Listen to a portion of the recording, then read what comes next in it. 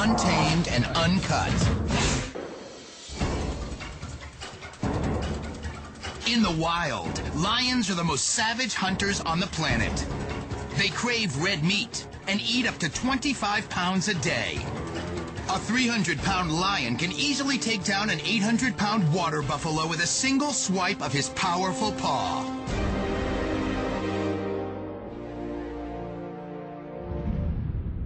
In zoos, sometimes people forget just how dangerous they can be.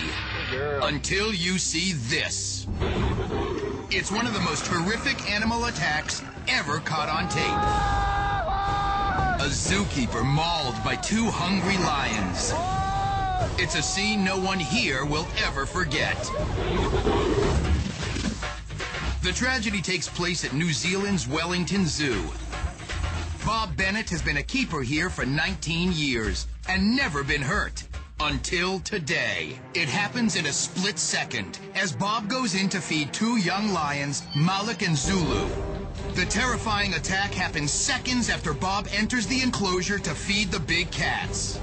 The lions were supposed to be locked in a holding pen while Bob put out the food, but someone accidentally left the gate unlocked.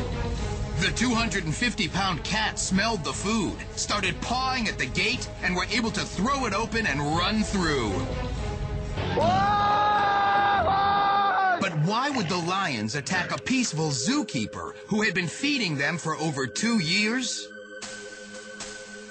At first, it seems the lions are only interested in the red bucket of food, but a closer look at the video reveals the move that may cost Bob his life.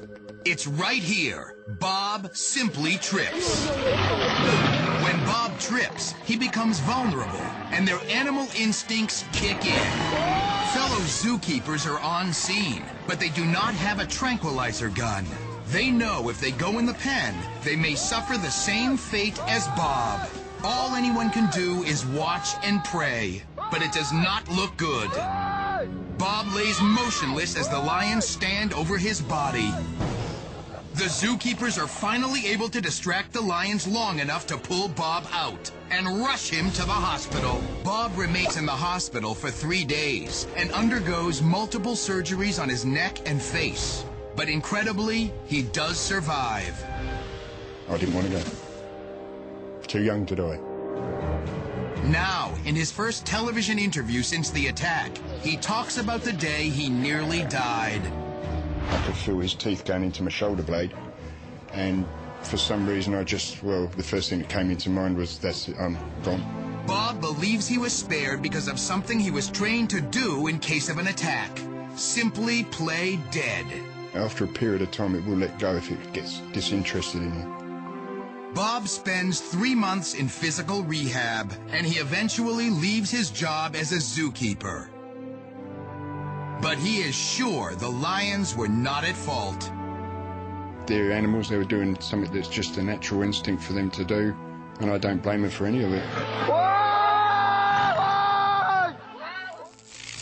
Untamed and uncut.